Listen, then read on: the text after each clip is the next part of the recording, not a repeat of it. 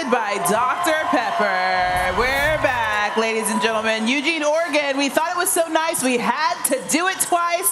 This time, a top 15 matchup between the Ducks and USC. A win could be huge for either squad. A loss would be detrimental. We'll talk about this matchup and so much more going down on this Week 13 College Football Saturday Wild. Hello, Christine Williamson, Harry Douglas, and Harry Lyles Jr. here. How are we doing, gentlemen? Fantastic, Christine. Love the outfit. I would have worn more colors if I knew you were going to pop out like that. I feel like I had to be a little colorful today since, you know, it's cold, it's dark. I got bricks.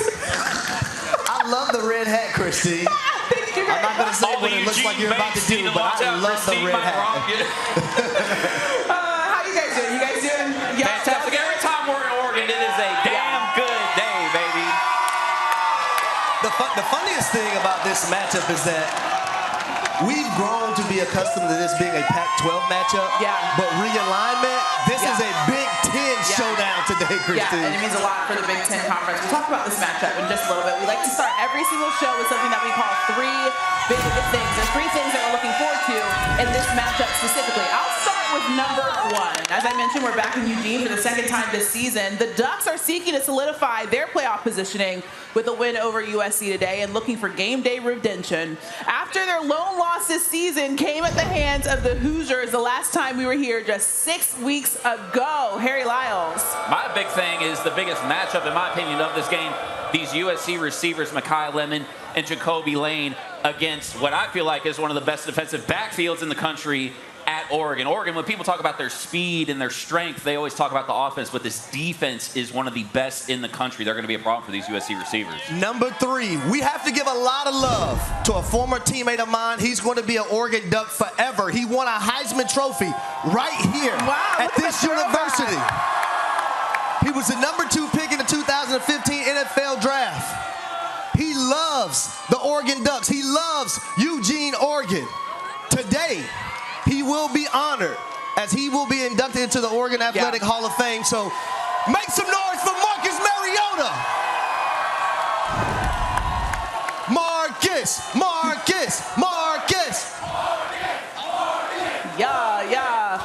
As you know, he was one of many great quarterbacks to come through here. Bo Nix obviously was here. Justin Herbert. Dante Moore hoping to be a part of that list as well. Lyles, when you look at that quarterback, what impresses you the most? He looks like a pro quarterback, and despite just having a handful of starts, he already looks like a professional. That's why he might be the #1 overall pick in April. But just an accurate quarterback, accurate on the deep ball as well. And I think this running back room has really allowed him the opportunity to grow. And Christine, he shows up in big moments. Say what you want about the Penn State game and how much you think it does or does not matter. That whiteout is one of the craziest environments in all of college football, and he went in there and dominated that team. I think you're going to see a lot of that again today. Yeah, what I love about him is that he can make every single throw on the football field.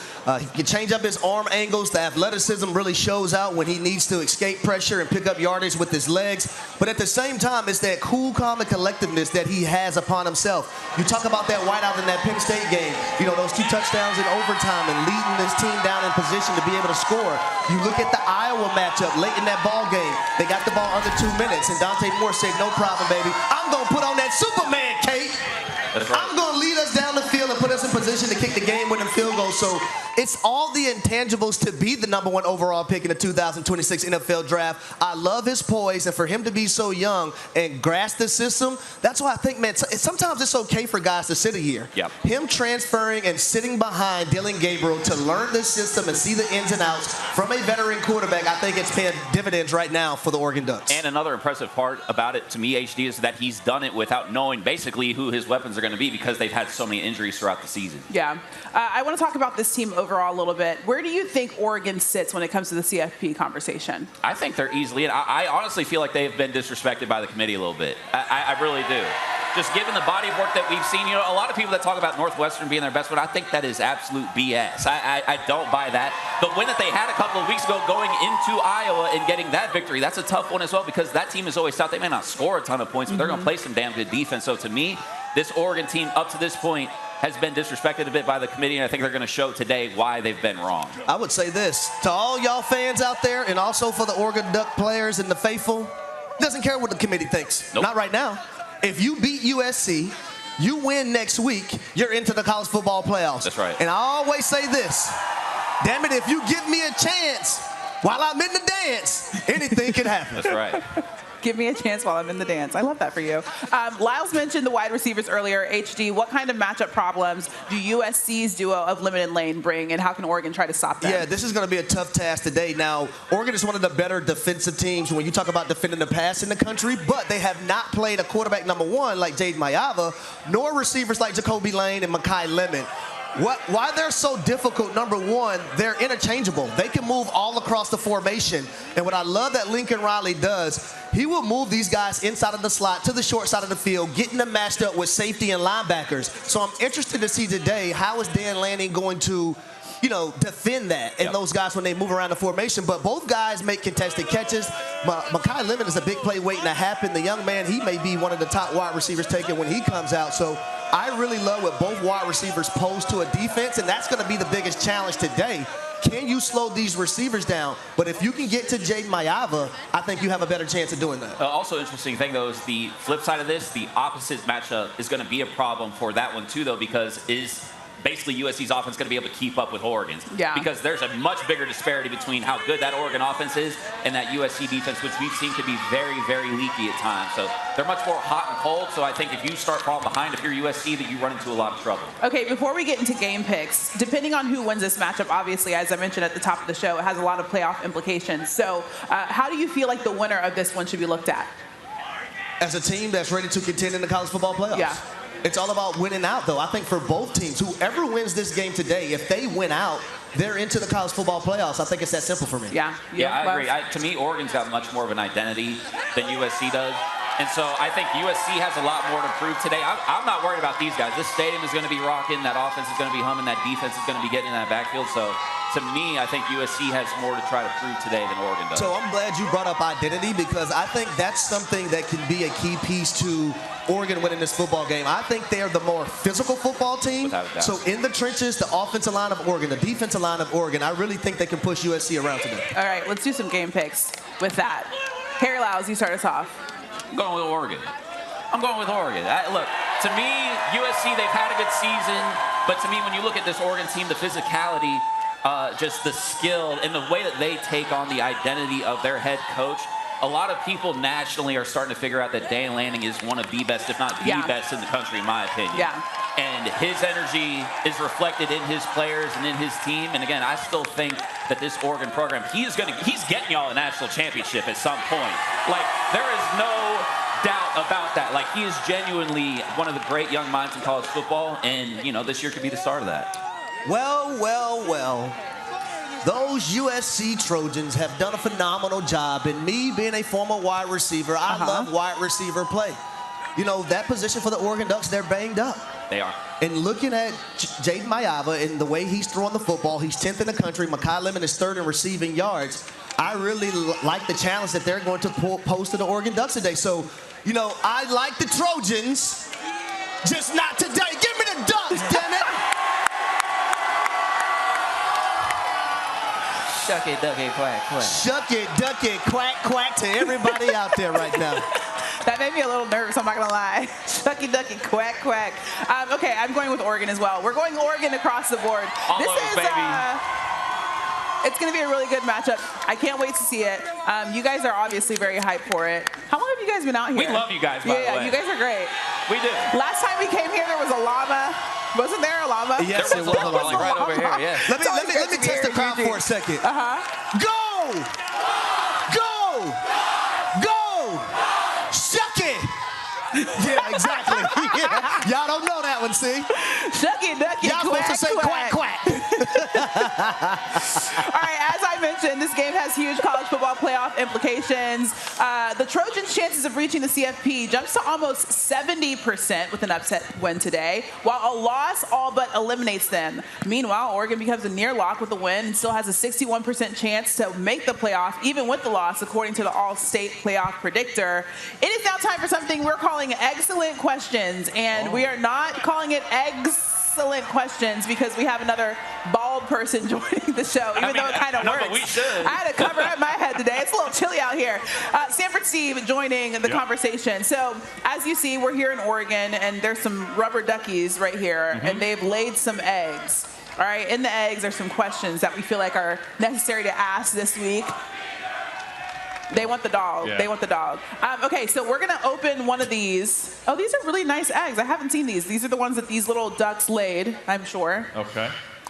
Okay, open this and then see It's a what the pretty question big is egg on. for those little ducks to be I'll say, laying. Christine, Duck it, quack. All right, what's the question there, What's in there, Steve? Steve? Where will Lane Kiffin coach in 2026? Ooh, Well, I think a lot of people think it's going to be everywhere, isn't it? Yeah.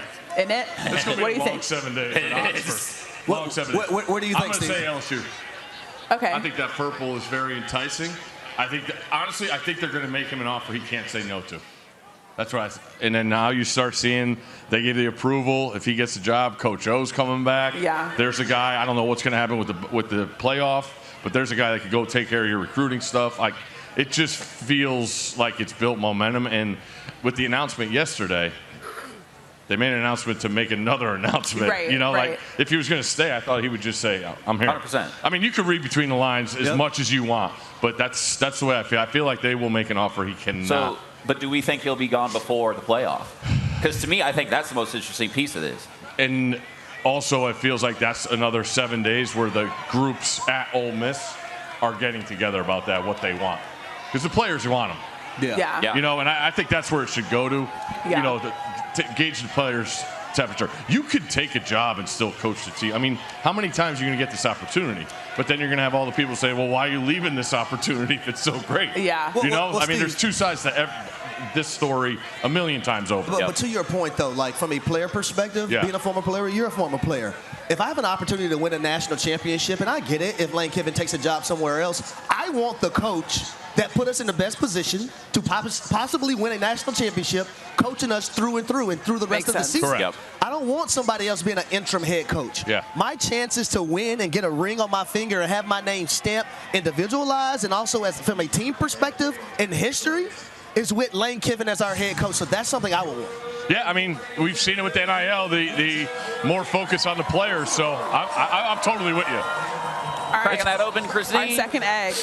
My hands don't work very well in the cold. Who wants to grab this one? I got you. Ooh, that almost Good. fell out. All right, for HD. Will James Franklin lead Virginia Tech to an ACC title in the next 5 years? So this is a very unique one because when you look at the landscape of the ACC, right now we don't have Miami dominating. We don't have Clemson dominating. You don't have Florida State dominating. So I feel like the ACC is wide open year in and year out. Like all of those teams coming into the season were supposed to be the upper echelon and top of the tops, but we've seen Miami lose to Louisville. We've seen Miami lose to SMU. We've seen Clemson lose multiple games, even though they beat my Louisville Cardinals. So I think James Franklin, number one, is about recruiting and getting certain players in there, players to fit your mold and the culture that you're going to build. So I can't sit up here and say that it won't happen because I think the ACC is wide open year in and year out right now. Yeah. Anybody else got anything?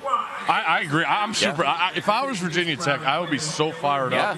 I mean, you look at Virginia Tech, they would beg to be what Penn State was the last 5 to 10 years. Right. And that's all they're asking for. Yeah. I mean, the recruiting idea, you go back to the Frank Beamer when he had it rolling, that Newport News, that Hampton area, all the players. There's players down there, and James knows that better than anybody. Yeah. He's as good a recruiter as there is, and that's why I'd be so fired up if I'm Virginia Tech. Yes, well, that, and also he can actually build it because to me, Virginia Tech, we're really, people talk about, they haven't been to an ACC championship in 10 years. They haven't really been good since Frank left. Yeah.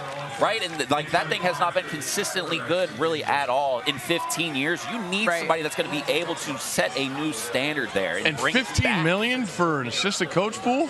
That part stood out to me. I mean, you're going to get some guys there to coach. Yeah. They're going to want to come there. Right, exactly. All right, this one is for Harry Lyles. Which group of 5 team will make the college football playoff? I think no matter what, and when I say no matter what, I mean if James Madison wins out, I think it's the American Conference champion. To me, I think when you look at James Madison's strength of schedule, their one Power 5 loss or Power 4 loss is to HD's Louisville Cardinals. When you look at this American Conference, again, and that's not to say that Tulane hasn't had a hiccup. East Carolina, if they somehow win the conference, they've had their hiccups. North Texas had a hiccup. Navy's had a hiccup. I still think because of how that conference has sort of eaten each other up, they're still talented. I mean, even it's quite frankly unfortunate that South Florida shot themselves in the foot twice, because I think, to me, and I've had almost every single one of these teams, that is the best team out of all those. Okay.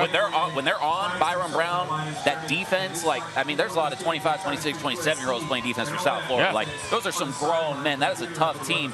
They just didn't put it together in the times when they needed to put it together. But I think no matter what, the American Conference champion is going to be the one that's going to be represented. I would also say this about James Madison. If you actually watch that game versus Louisville, Louisville had no business beating James Madison. No. James Madison should be undefeated right now in hindsight. So I think the committee, if they sit there and they watch that game from start to finish, they're going to say that, man, this is one of the better teams in the country, and they do deserve to get into the college football playoffs. That's when they were playing two quarterbacks. Yep. Yeah. You know, it's a tie game going to the fourth quarter.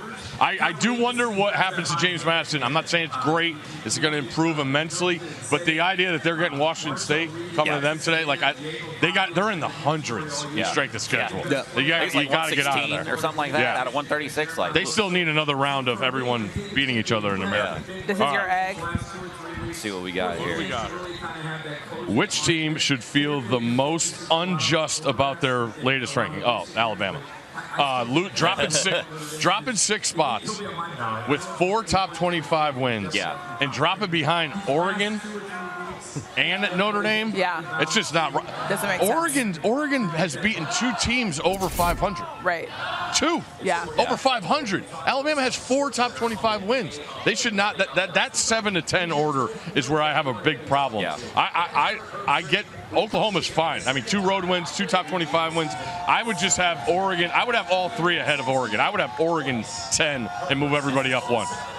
Yeah, so agree? I agree with Alabama too. And 2 of those top 6 25 spots wins or top 22 6 wins. spots to the 8th. Yeah. You lost by 2 points. You turned the ball over 3 times, and you lost by 2 to the 8th ranked team. But Those are the best two of wins. those wins came on the road. So I value that. At Georgia, going between the hedges and beating Georgia at Georgia, the way Ty Simpson performed in that ball game, defeating the blitz, orchestrating things at the line of scrimmage, that told me a lot about him. And that's when I really thought he was going to ascend and take off this season. We're talking about best win of the year. Obviously, Indiana here, Eugene. Yep. Yeah. I think Alabama at Georgia is right there. 100%. yeah. To go into that environment, Yep. that's insane. Especially with the way Georgia's looked since. Correct. Like, they've looked like probably one of the 2 or 3 best teams, or 3 to 4 best teams. And they keep ascending too. Yeah, like they're catching up, This one's hitting for their you. stride at the right time. What do we got in there? By the way, everybody at Let's see home, here. just have a little golf clap in All your right. kitchen for HD and that plum. Will Fernando Mendoza win the Heisman Trophy and be the #1 pick in the NFL draft? Wow. There's a possibility. Two-parter. Yeah, I know. Heisman and #1 pick. I can't give you a definite right now, but I would say this. I think his Heisman moment came versus Penn State. Even though Penn State isn't winning right now, but you're down late, you're on the road, you find a way to make plays and make throws time and time again. And then versus the cover 0 blitz, and Steve, you know this, we're bringing all-out pressure. We're gambling. There's no safety help. You defeated the blitz, and then it was completed for a touchdown to win the ball game. That Big Ten championship game, that young man has an opportunity to really make a statement. But I think as far as the #1 overall pick, let me tell you where his deficiency is. I don't think he's the most athletic quarterback. No. So if I'm going to draft someone #1 overall, that young man better be able to escape pressure and be creative off script. His accuracy, I think, is what makes him great. Yeah. I mean, if you guys stayed for that game here, the back shoulder fades he kept throwing to Surratt. Yeah. That's an unguardable play. Yep. On the road in this environment, and they were nails with that play. I got a selling point for Jeremiah Love. You want to hear it? Yes. Yeah. All right. He's got 1,135 yards on the year. He might get to that in these next 2 games against Syracuse and Stanford. Yeah. So That's now a great put him over point. 2,000, okay? Every single year the Heisman Trophy has been given out that ended in the year 5, a running back has won. And to your point about the Big Ten championship game, I think that's going to be more of a defensive game. Yeah, I don't know, like, probably. everybody's like, oh, the winner of the Big Ten title game, that's your Heisman Trophy winner. I think that's going to be a defense-dominated game, and I don't think the winning quarterback is going to be that impressive at that. There's your Jeremiah Wow. Love. Wow, I love that. All right? That's a pretty good. Who wants to do the big egg? This is the Steve, big you egg. got This it, one baby. is for I'll read it. everybody. Yeah, you got it. For Lyles, who will win the college football playoff? Boy. That's a loaded one.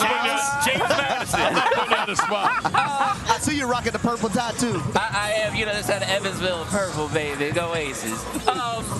Who's going to win? Kyle, honestly, I think Ohio State's going to end up going back-to-back. I think there's one storyline, Steve, I feel like we've been missing this year, is that game coming up next week in the Big House. Yes. Yeah. I feel like low-key, we did the whole Ryan Day thing. We had people that, don't even watch college football trying to fire him last year. Right. I feel like we're going to end up looking in January, being like, oh, wait a minute. Not only did he beat Michigan, he went back-to-back. We're really going to leave him alone. Because, I just think when you look at Ohio State, man, two receivers that could go in the top 10. Obviously, Jeremiah Smith's not eligible. Julian Saints completed 80% of his passes. Defensively, just still stacked. Caleb Downs. Even their linebacker. To me, I just think we are not. It's not that we're not talking about Ohio State enough. I think because we don't have their games enough, so some of y'all at home aren't really watching them as much. I don't blame it. We appreciate the love, but I feel like Ohio State is somewhat flying underneath the radar compared to what they probably should be. I've said all year they still have that wall in Ann Arbor that they got to go through next week. And to your point, we haven't talked, but let me tell you, that's going to be amped up. I honestly, when you're looking at talent deficiencies, roster depth, this is the farthest Michigan's been down in this run. Yeah. They don't have anything really to depend on. Justice Haynes is banged up. Marshall's banged up. Quarterback hasn't really produced still 19. that deal. And in defense, they don't have Mason Graham up front. So it's going to be a true test. But Ohio State, can you think of the other way? If Michigan did it again? Oh, That'd be gosh. wild. Well, Right now, you're going to be on first take, baby. Oh, my goodness. That'd be insane. We have people call Freddie and Harry, my radio show, 3 p.m. Eastern time to 7 p.m. Eastern time, every Monday through Friday. We have people calling all the time talking about, we better beat Michigan. We better beat that team up north. It's like some people don't even care about a national championship. They just want to win the game versus Michigan. Yeah. All right, we'll see if they're able to do that. That's next weekend. Steve, thank you so much. Absolutely. Christine going to rob your car on the way out. What's that? She's going to rob your car on the way out. This is what I have to deal with. You want to drop it? Yeah. See you All guys. right, thanks, Steve. Time now for Get More Game Day, presented by Geico. Bryce Boettcher is a two-sport athlete who plays football and baseball at Oregon. He was selected number 13 by the Houston Astros in the 2024 MLB Draft. How does a baseball player become a leading linebacker on Dan Lanning's Ducks? Well, Jess hung out with him to find out. Bryce, when's the last time you played some catch? Oh, man. It's been a minute. All right, well, let's see what you got. Let's do it. So is it true that you grew up 5 minutes from Autzen? It is true. Right over on this side of the highway. Right over there? Yep. And so what was it like? Did you come here often for games? Baseball, not too much, but I had season tickets to the football game, so I was here for every single game since I was probably 5 years old. We have a picture of you when you were 6 years old holding up a defense sign. What would you tell that little kid at that time? Keep dreaming big. Obviously it was a dream back then, but I didn't know it was gonna become a reality. Keep dreaming big and playing hard, and obviously I did that, and I'm here where I am now. You come to Oregon and you're on a baseball scholarship. So you played just baseball for your first 2 years here.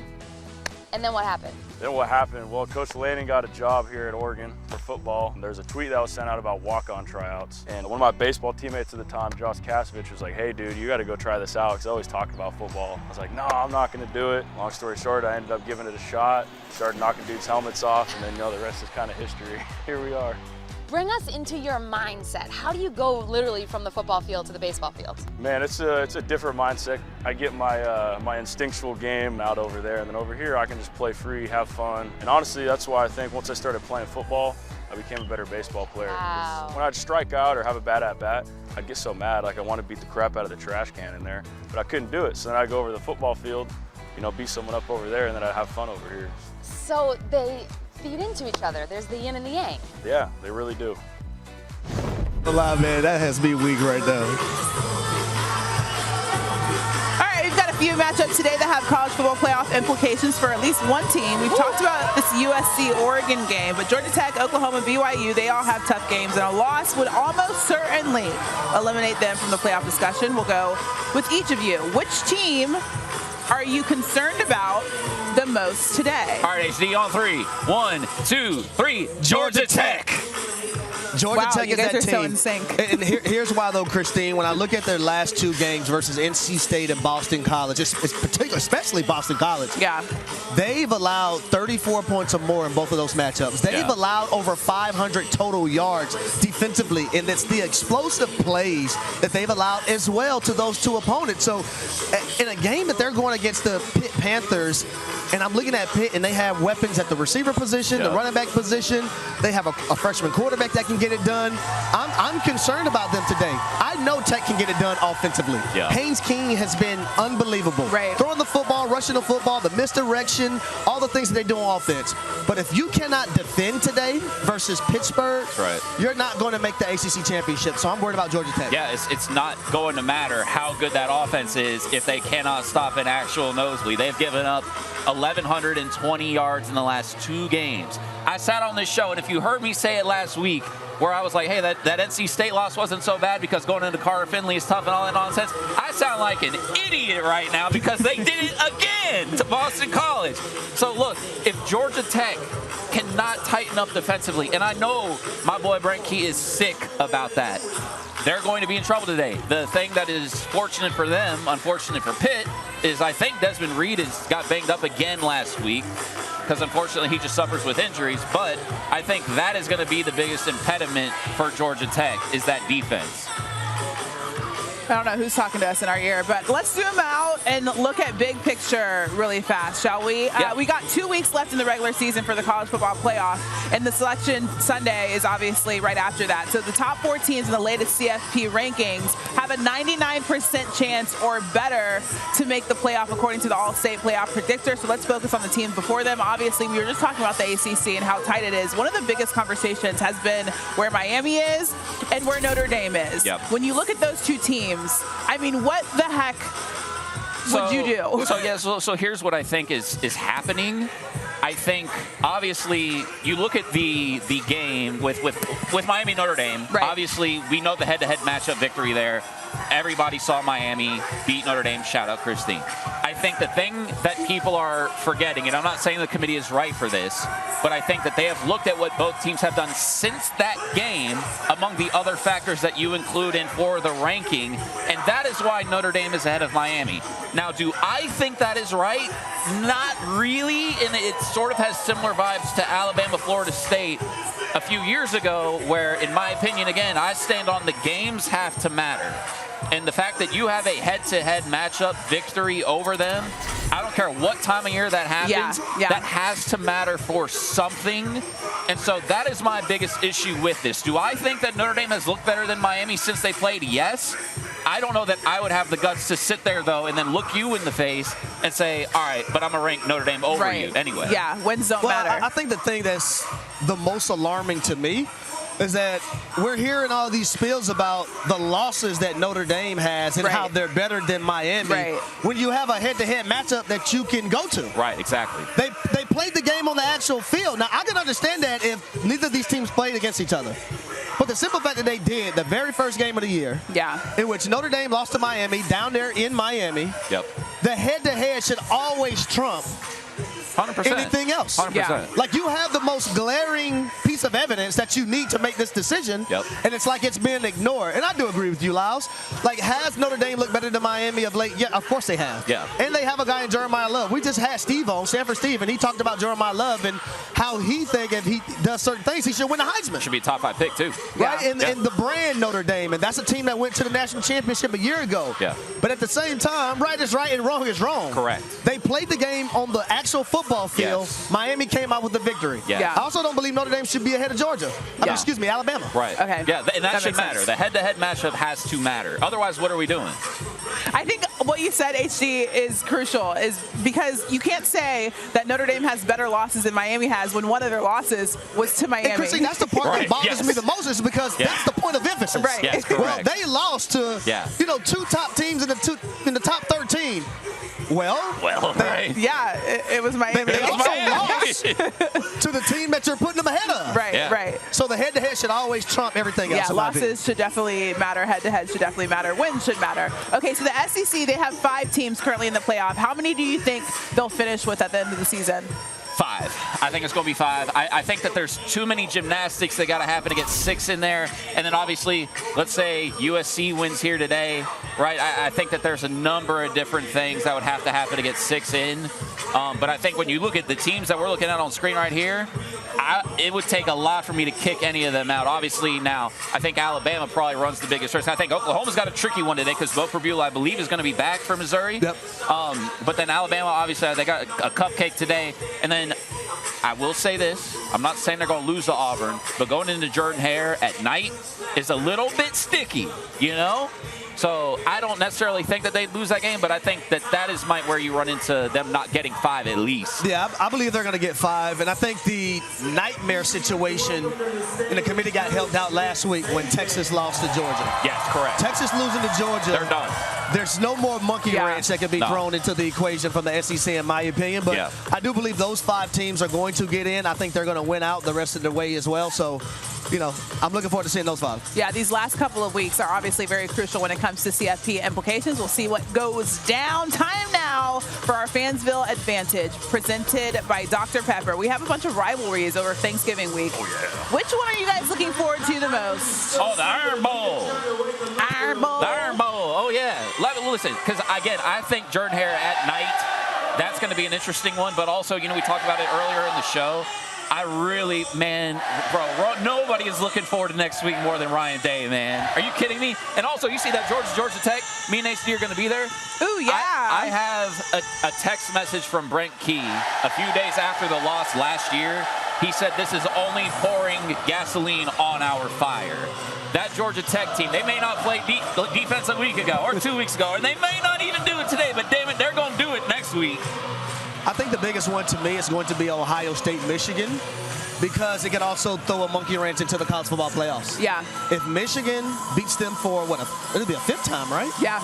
If they beat them for a 5th time. I think 4 or 5. I think they were, this it don't matter to Ohio State fans, does it? Exactly. This will be 4, I think. Like, if they have the ability to beat them again, I don't see how the college football playoffs ignore Michigan getting into the college football playoffs with the best win on the season against the #1 team in the country. So I would also say this.